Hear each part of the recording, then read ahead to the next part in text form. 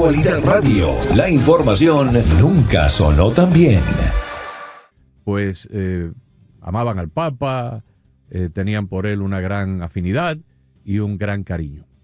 Pero que yo tenga entendido, nunca antes en la historia del papado moderno, de los últimos 70, 80, 90 años para acá, un pontífice de la Iglesia Católica ha generado tantas opiniones encontradas, inclusive a nivel de sacerdotes y de algunos obispos, que lo han tildado, entre otras cosas, lo han tildado de falso profeta, esa descripción bíblica, lo han tildado de hereje, lo han tildado de apóstata, de un divisor de la iglesia, de una persona que no siguió la doctrina y el evangelio como estaba llamado a ser, sino más bien cosas sociales como el medio ambiente y la inmigración.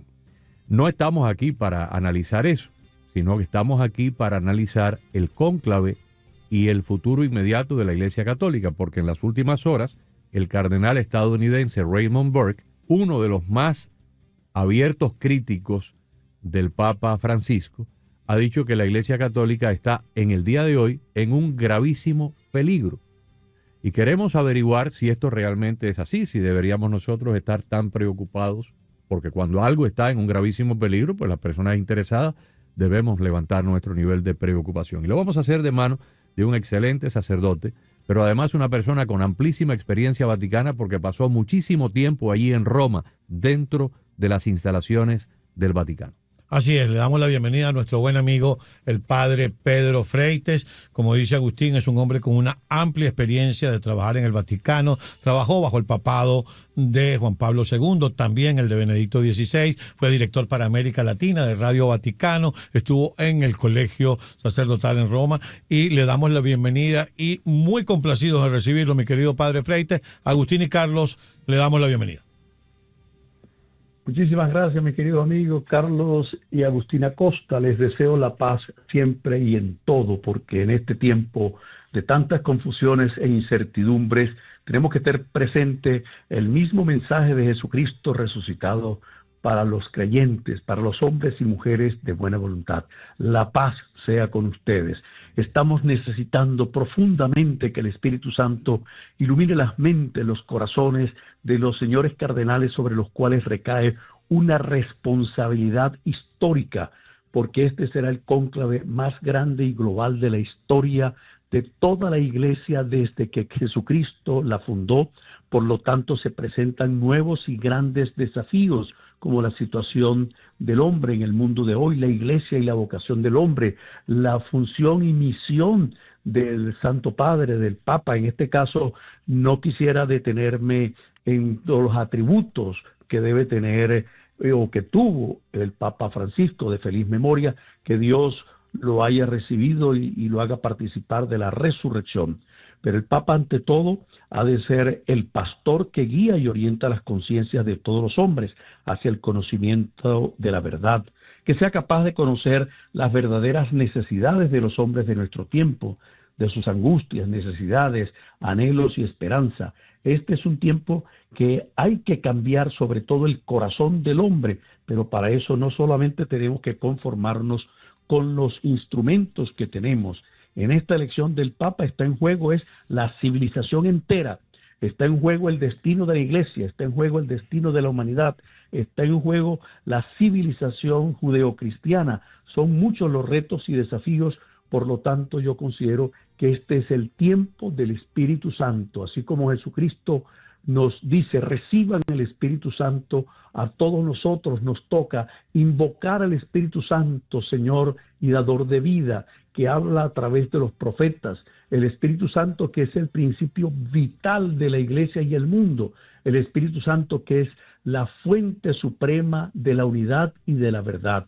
Como bien nos lo dice el Evangelio de San Juan, capítulo 14, versículo 13, todo lo que le pidan al Padre en mi nombre, yo se los daré, yo lo haré, para que el Padre sea glorificado en el Hijo. Y yo pediré al Padre que les dé otro paráclito, que esté con ustedes y esté siempre y les acompañe. Pero vamos a ver, Padre, con el permiso, y perdóneme que lo interrumpa.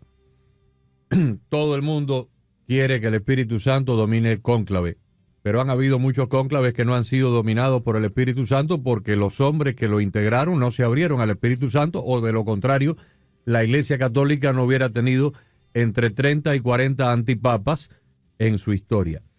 Le ponía yo la semana pasada a Carlos precisamente sobre este particular un ejemplo.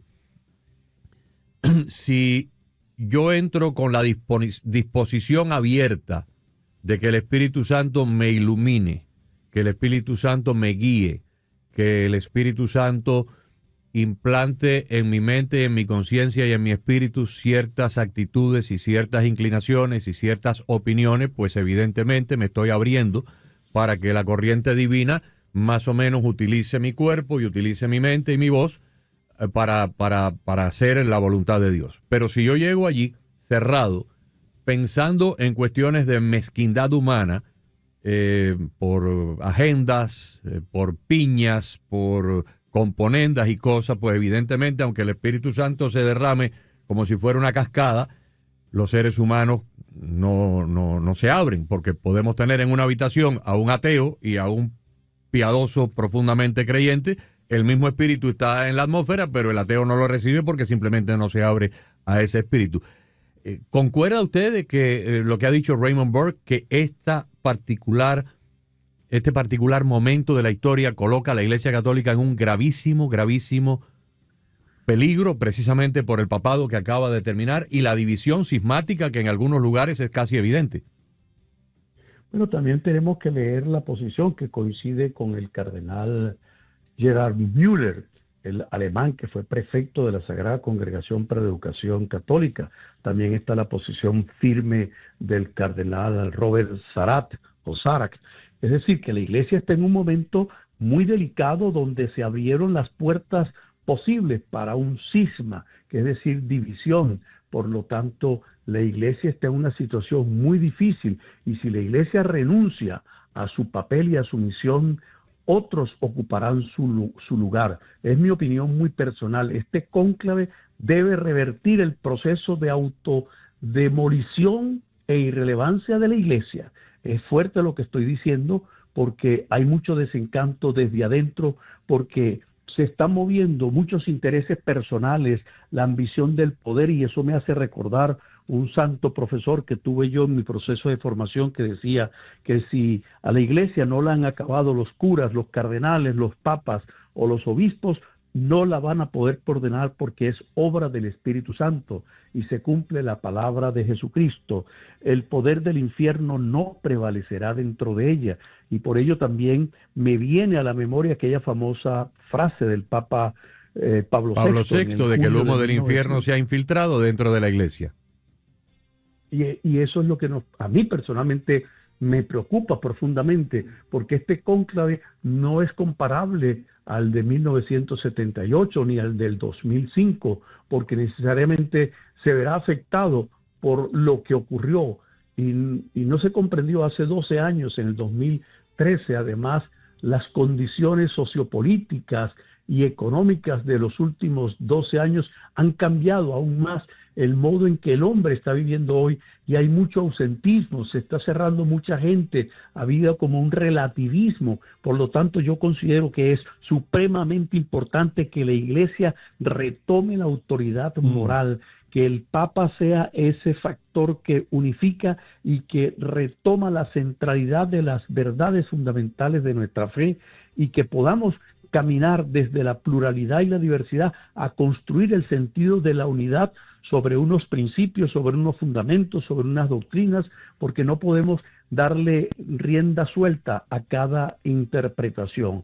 Por lo tanto, el Papa ha de ser ante todo un pastor que guía y orienta la conciencia de los hombres, de toda la humanidad, y formar las conciencias requiere ofrecer la verdad revelada como punto de partida y de llegada de toda la situación humana. Por lo tanto, a mí me preocupa personalmente esta situación, porque muchas veces hasta los sacerdotes ya tenemos miedo de expresar nuestra opinión o nuestro parecer frente a tantos errores que se han cometido dentro de la Iglesia, y que hubo una permisibilidad de parte de las autoridades y de la alta jerarquía. Y ahora, padre, en la Iglesia. ¿Usted percibe que hay una conciencia en el cuerpo de cardenales que son quienes se van a encerrar a partir del miércoles en la Capilla Sixtina, que piensen un poco más en la unidad de la iglesia, que piensen un poco más en la preservación de los fieles católicos antes que en su proyecto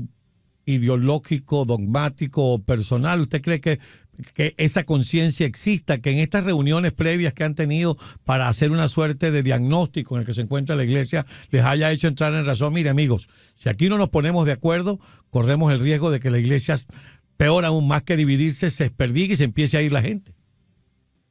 Yo pienso que queremos o deseamos un Papa lleno del fuego del Espíritu Santo, que sea el Espíritu Santo y no los cálculos humanos quienes guíen a los cardenales electores, porque hoy hay tendencias muy manifiestas de mucha confusión. Algunos cardenales y medios hablan de elegir un papa que dé continuidad al pontificado actual. ¿Qué supondría eso para la Iglesia? Que esa continuidad es seguir sobre el mismo estilo corriente, cuando tenemos que escuchar es la voz del Señor, la voz del Espíritu, la voz del Evangelio y la fidelidad a la doctrina de Jesucristo, que se llama el Depositum Fidet. Por lo tanto, nosotros tenemos que en este tiempo permanecer unidos en oración, porque en el ámbito global, como bien definía McLuhan, estamos en la aldea global, donde hay un proceso de destrucción o desmantelar la institucionalidad. Entonces hay parcelas. Siempre hubo también en el principio de la iglesia los apóstoles, que unos querían el puesto principal. Ahí tenemos la madre de los Zebedeos: Señor, yo quiero que cuando estés en tu reino pongas a mi hijo como ministro de Hacienda, al otro lo pongas secretario de Estado, y al otro. Esos criterios humanos no pueden estar por encima del plan de Dios, que significa que nosotros trabajemos para que aquí salga. Aquí creo que va a haber una revolución, porque hay mucha confusión, mucha incertidumbre, muchas divisiones, y frente a esa situación la iglesia tiene que unirse buscando su esencia. La esencia de la iglesia es ser testigos de la verdad. Por eso yo invito precisamente a que nosotros nos pongamos en oración de manera tal que los cardenales sientan que no están compitiendo como un líder o un candidato en unas preelecciones o en unas primarias o en unas secundarias. No estamos jugando el destino de los procesos económicos, sociales. Estamos trabajando por la salvación del género humano, por la salvación de la obra que Dios ha creado. Y por eso tenemos que pedirle en estos días, ya pasado mañana, quizás yo no soy profeta, pero quizás el domingo ya tengamos un nuevo papa.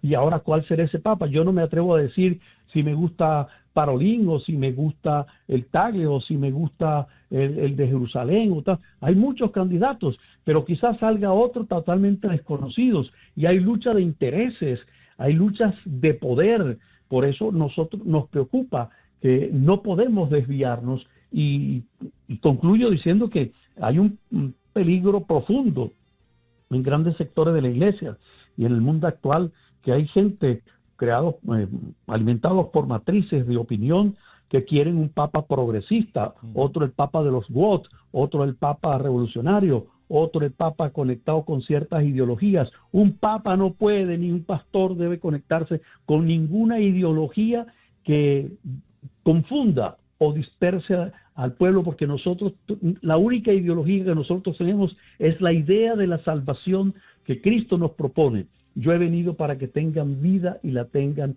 en abundancia. Por tanto, nosotros tenemos que ser instrumentos desde la oración para que este cónclave. Yo no recuerdo, he estado prácticamente en la elección del Papa Juan Pablo II, en la de Benedicto XVI y ahora con la de Francisco, pero no sentía tanta preocupación, tanta incertidumbre, tantos miedos en todas las esferas, porque resulta que el Papa no es un líder político, no representa un partido o una corriente, representa nada más al sucesor de Pedro, al vicario de Cristo, que debe garantizar no la continuidad como la están proponiendo ahorita, que sigamos la obra que hizo Francisco. Él abrió unos canales, abrió unas propuestas, pero todo eso debe estar guiado por el Espíritu de verdad, el Paráclito, el abogado, el que intercede, el que nos ayude. Por lo tanto, creo que la iglesia está en una etapa bien difícil y compleja. Por ello, es importante que todos nosotros podamos estar en oración, porque yo estoy llamando este tiempo el tiempo del Espíritu Santo, porque hay corrientes inclusive que no los hemos percibido, y ya lo denunció el Papa Benedicto XVI, el totalitarismo del relativismo o subjetivismo que lleva a una experiencia de un ateísmo práctico, donde también se mezcla aquí la filosofía moderna de Nietzsche, el nihilismo, es decir, nada tiene sentido y vivimos en una sociedad donde ya Dios no es necesario. Por eso los cardenales, como los apóstoles, los obispos y los papas como maestros, no pueden cambiar ni pueden transformar, sino mantener la fidelidad a Jesucristo, que es el mediador único y salvador. No se puede decir que el Espíritu revele a cada asamblea verdades contrarias a las Sagradas Escrituras o al Magisterio. Hay gente que dice con frecuencia, ay, padre, que a mí me gustaba más el Papa Juan Pablo II, ay, padre, que a mí me gustaba, es que el cardenal Benedicto era un papa serio, alemán. Todos tienen características o cualidades, pero cualquier cualidad, aunque haya grandes diferencias, somos distintos. Pero lo que no puedo cambiar es la identidad y la centralidad de los principios fundamentales de nuestra fe. Ese es el gran reto que tenemos ahorita, porque con todo respeto, ya no soy yo quien tengo la autoridad para juzgar o evaluar las diversas opiniones que se han dado o el legado del Papa Francisco, que para muchos ha sido muy bueno, pero sobre todo han aprovechado su posición para lograr beneficios. Los líderes políticos, entre eso aparecen, he visto con dolor y con tristeza las veces que aparece la imagen del Papa Francisco bendiciendo a un criminal que trabaja para el diablo, como es Nicolás Maduro, o como también el mismo Fidel Castro, Chávez, todo eso. Entonces instrumentalizan a la iglesia, y la iglesia tiene que fijar posiciones claras y firmes y no tenerle miedo a la verdad. Conocerán la verdad y la verdad los hará libres. De tal manera, queridos amigos, que esto es un cónclave de los más complejos y difíciles, porque no se ven las luces claras no hay uno. Yo me imagino, esto es una apreciación muy personal, que los italianos están trabajando fuertemente para rescatar uno de ellos, y con todo respeto, yo que lo conozco, estuvimos juntos muchos años, el cardenal secretario de Estado, Pietro Parolin, tocayo mío porque es Pietro, pero wow, esos acuerdos lo descalifican muchísimo, esos acuerdos secretos con la China comunista. Ese es un problema gravísimo. Tiene que estar... Parolin es un globalista pro-China. El otro señor italiano, creo que de apellido Zuppi. Matteo Zuppi. Zuppi es un globalista pro-Europa. Tenemos a un cardenal de África, creo que del país de Ghana, que es abiertamente comunista. No me refiero a Robert Sara, por Dios, al contrario, Robert Sara sería un papa extraordinariamente excelente. No me acuerdo el nombre de este cardenal africano abiertamente comunista. Tenemos al señor de Filipinas, Luis Antonio Tagle, que en el espectro de liberales y conservadores estaría todavía en un punto más liberal que el propio Bergoglio. Luego hay cardenales alemanes que están antípodas. Está el cardenal Bryce Müller, que es uno de los más conservadores, y hay cardenales alemanes que quieren que las mujeres sean sacerdotisas. O sea, la iglesia alemana y la iglesia belga está abiertamente cismática en actuación contraria a todo lo que ha representado la iglesia romana, y nadie dice nada. Tenemos la entronización de la Pachamama en el propio centro neurálgico de Roma, en el Vaticano. Hay un montón de cosas que ocurrieron durante los años en que estuvo Bergoglio en el papado. Algunas de sus encíclicas, como Laudato Si y Amoris Laetitia, están abiertamente, son confusas, o sea, presentan una serie de cosas que son contrarias inclusive a los evangelios. Y el sacerdote, en mi humilde opinión, tiene 2 mandatos nada más, 2 mandatos nada más. Jesús no lo mandó a cuidar la migración, ni que Jesús lo mandó a cuidar el medio ambiente, ni nada de eso. El sacerdote está para proclamar el evangelio y para salvar almas. Y este papado No soy yo la persona que lo debe analizar, yo no tengo capacidad para eso, pero simplemente como una persona observadora, tanto de las noticias como una persona de iglesia que va varias veces a la iglesia durante la semana, este ha sido un papado de confusión. Entonces ahora la gran pregunta y la gran disyuntiva es, ¿continuará el próximo papa por esta misma ruta o buscará un papa, la iglesia un papa diferente para tratar nuevamente de encarrilar lo que se salió de la senda? Esa es la gran preocupación de muchas personas.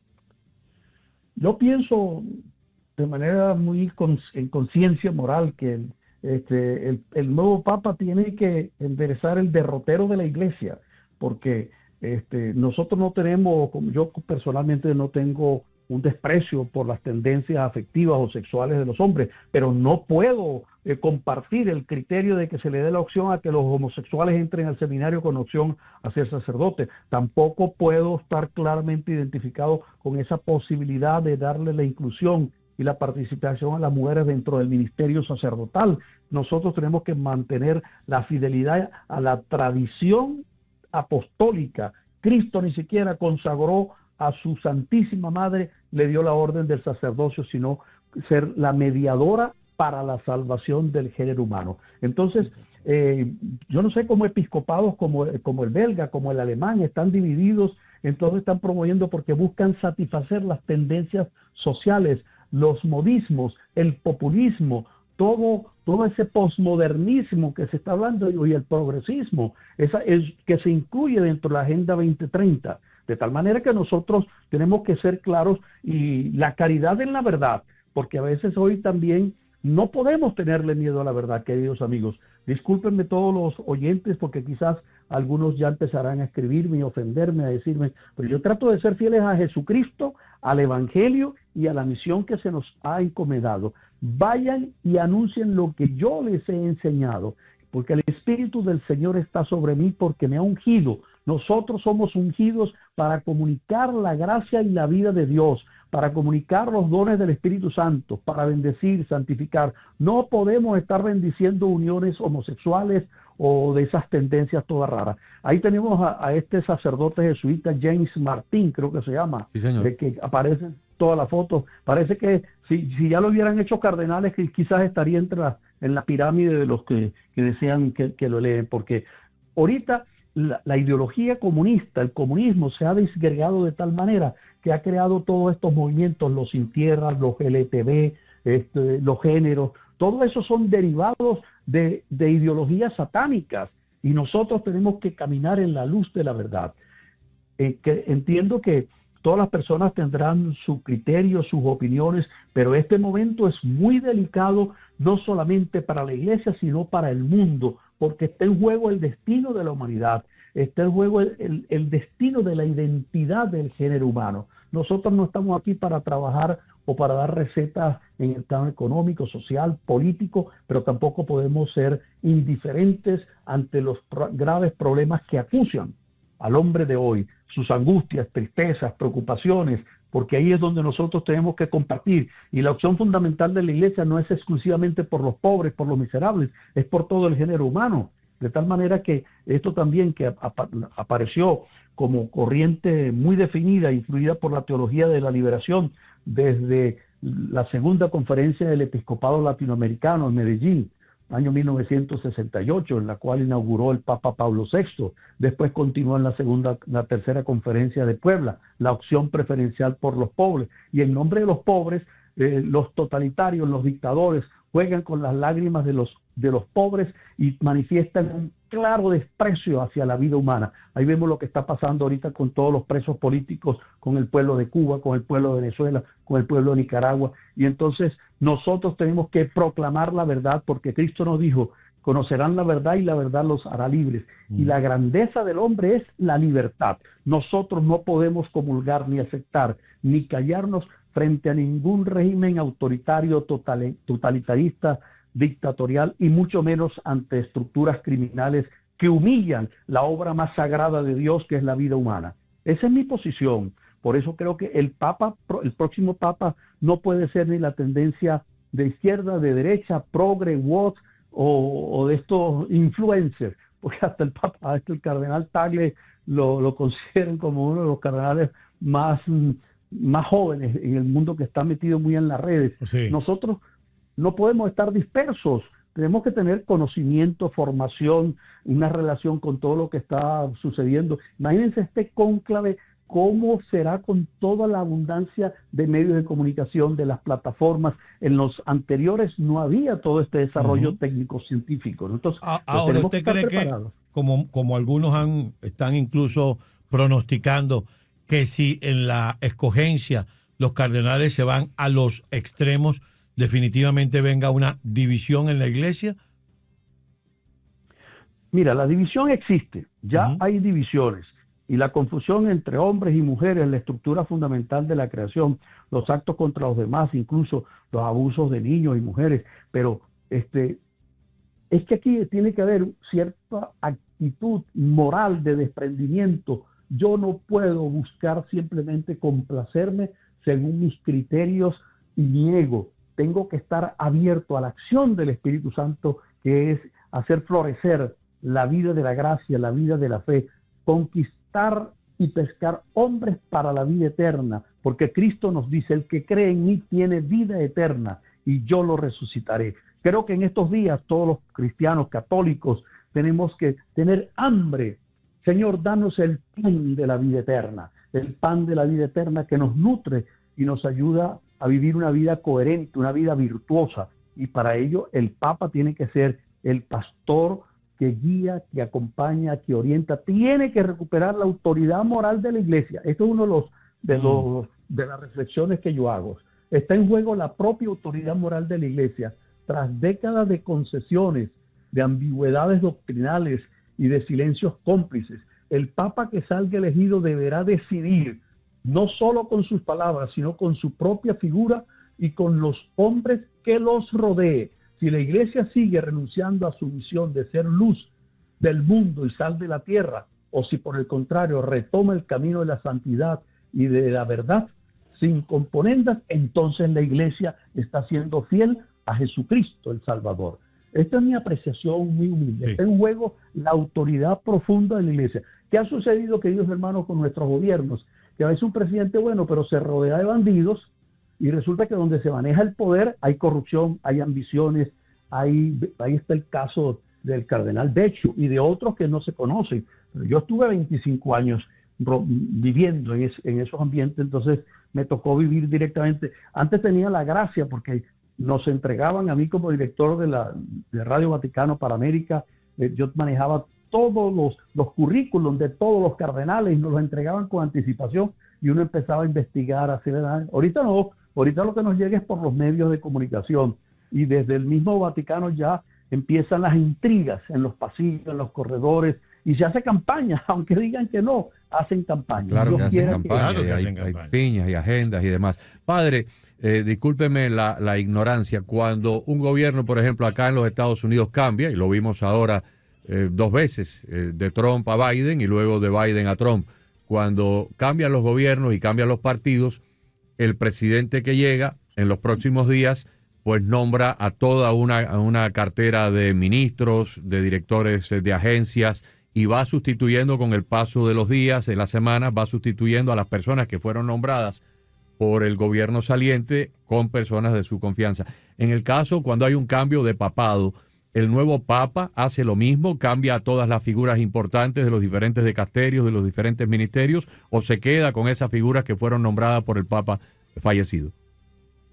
Una de las cosas importantes es que cuando muere el Papa cesan todos los cargos, y el único que queda con el timón en la mano es el cardenal camarlengo, que en este caso es el cardenal americano Kevin Ferrell. Que es el organizador de esto, ¿no? Sí, sí. Y por cierto, hay un venezolano que es el del protocolo, el que organiza todo, un muchacho joven, Javier Hernández. Entonces, ¿qué supone? Que el Papa tiene la responsabilidad, me voy hacia el estilo que nosotros conocemos, tiene que organizar su tren de gobiernos, su tren ejecutivo, y dentro de eso tiene que seleccionar, pero tiene que rodearse de hombres de gran talla, de grandes principios y una solidez doctrinal, moral, eclesiástica, recuperar el espíritu del derecho canónico que entró en vigencia desde 1983, el Papa no puede seguir, porque muchos están queriendo la continuidad. De 135 electores que van a entrar 133, porque 2 ya no pueden estar por Monseñor Cañizares de España y otro de África, pero son 133 y de los 133, 108 han sido creados por el Papa Francisco. Es decir, y es normal que uno trate de seguir, pero en este momento creo, confío y tengo fe que se van a romper los paradigmas. Creo que no se podrá seguir la continuidad o el estilo que el Papa Francisco, con su estilo, yo lo respeto mucho, rezo por él, rezo por todo, pero el que esté esperando, yo creo que Agustín y Carlos, ustedes me entienden que me siento movido por el Espíritu de Dios, que es buscar la verdad, el Espíritu de verdad. Pero esto es difícil porque ya aparecerán obispos, sacerdotes que mañana me jalarán las orejas si estas opiniones mías los afectan. Siempre he tenido ese problema, pero cuando uno trata de ser coherente entre lo que piensa, lo que siente y lo que dice, se convierte en testigo, y el testigo siempre es incómodo, siempre es incómodo. Por ello, este es un tiempo de que yo pediría que no se dé la continuidad, porque si entendemos continuidad que sigue el mismo derrotero, entonces ahí tendríamos grandes dificultades. Los mayores desafíos que tenemos ahorita son el neoateísmo y este golpe contra la teología y contra la doctrina de la iglesia. En lugar de adorar a Dios, están adorando a las criaturas, a los animales, la tierra, papamachas, y en consecuencia a la naturaleza humana creada por Dios a su imagen. Queda distorsionada. La confusión entre los hombres, entre el mundo, entre las doctrinas es tremenda. Y tenemos que entonces reinvertir eso, recuperar la fuente que está en la verdad revelada. Lo único que le puedo decir es que en mi vida cronológica, y ya tengo 66 años y medio, cuando era niño viví bajo el papado de Angelo Roncalli, de Juan 23. Nunca en mi vida escuché hablar la palabra cisma. Posteriormente vino Pablo VI, el Papa Montini. Tampoco escuché hablar la palabra cisma. Y con el Pablo VI viví en parte de mi tiempo en Cuba y luego en España en un colegio católico donde estudié. Y vine para acá, para los Estados Unidos, me incorporé a la Iglesia Católica aquí de adolescente, estaba todavía Pablo VI, jamás escuché hablar de la palabra cisma. En 1978 tuvimos 2 papas. Llegó Juan Pablo II en octubre del 78. Y con Juan Pablo II pues seguí viviendo aquí como católico hasta que murió en el 2005. Jamás escuché hablar de la palabra cisma. En el 2005 trabajaba yo para la Iglesia Católica en la radio de la Iglesia Católica, Radio Paz. Cuando Juan Pablo II muere, Joseph Ratzinger, que era su teólogo principal al frente de la Congregación de la Fe, es elegido y adopta el nombre de Benedicto XVI. Tampoco escuché jamás hablar de la palabra cisma. Sin embargo, en los últimos 7 u 8 años, la palabra cisma ha aflorado por todos los foros habidos y por haber católicos, en las iglesias, en los grupos de oración, en conversaciones privadas, en canales católicos. Inclusive se lo he escuchado decir a 2 o 3 docenas de sacerdotes a los cuales he escuchado homilías por las redes sociales, por YouTube, sacerdotes en España, sacerdotes americanos de acá de Estados Unidos, sacerdotes mexicanos, colombianos, canadienses, peruanos, de todos los lugares, hablando del peligro de un cisma en la Iglesia Católica en este momento. Así que yo me imagino que es como una persona que haya sido marino mercante por 60 años y nunca haya escuchado que el barco tiene un hueco. Pero en los últimos años el barco tiene un hueco y hay un peligro de que se hunda. Entonces digo eso como un simple feligrés más y como una persona que maneja las noticias y que tiene que ser coherente y consecuente con manejar la verdad, porque no podemos aquí barrer la cosa debajo de la alfombra para taparlo y ocultarlo al público. En los corredores de todas las iglesias, por lo menos a las que yo asisto, y las personas con las cuales yo converso, hay esta preocupación de que este cónclave pudiera desgarrar la Iglesia Católica. Es más, hay un investigador escatológico mexicano que acaba de sacar un video.